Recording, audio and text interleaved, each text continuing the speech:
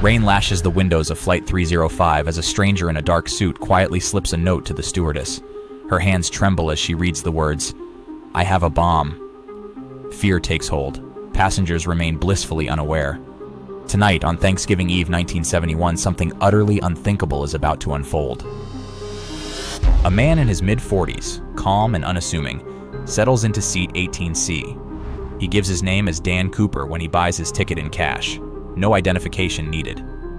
As the plane soars from Portland toward Seattle, the stewardess, Florence Schaffner, glances at the message in her hand, a tight warning that she's sitting inches from disaster.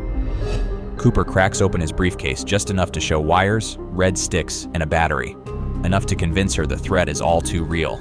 His demands are simple but chilling: $200,000 in unmarked bills, 4 parachutes, and a fuel truck waiting in Seattle to refill the jet for another flight. The pilot, William Scott, relays these instructions to air traffic control. Passengers are told only that there are minor mechanical difficulties, but the flight crew's nerves are wound tight with fear. The FBI scrambles into action, racing to assemble the ransom and secure the parachutes, while local police quietly surround the airport. Hours crawl by. The plane circles over Puget Sound as dusk falls, the cabin thick with tension.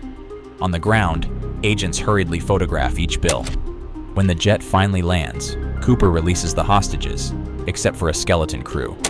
He collects his money, bundles of cash packed into a worn canvas bag, and the 4 parachutes. His orders are precise. Take off toward Mexico City, stay below 10,000 feet, and keep the landing gear down. The crew obeys, hearts pounding. Then, somewhere in the storm-lashed darkness over the forests of Washington, Cooper makes his move. He orders everyone to remain in the cockpit. As the plane hums through the rain, a warning light blinks. The rear stairway has been lowered. The crew strains to listen, but all they hear is wind and the rush of night. When they land in Reno, law enforcement storms the empty cabin. Cooper, along with the ransom, has vanished, swallowed by the black and endless wilds below. The world wakes up to an impossible crime. No trace of the man in the black suit, no sign of parachutes or money, just a name and a trail gone cold.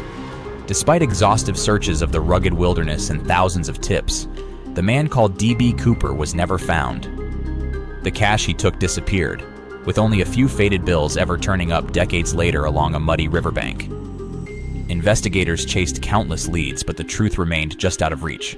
Was he a desperate criminal, a wronged insider, or a mythic trickster who simply vanished into legend? The mystery haunts the FBI's files and the public's imagination to this day. Could the answer still be hidden, waiting for someone to piece it all together? What do you believe happened to D.B. Cooper?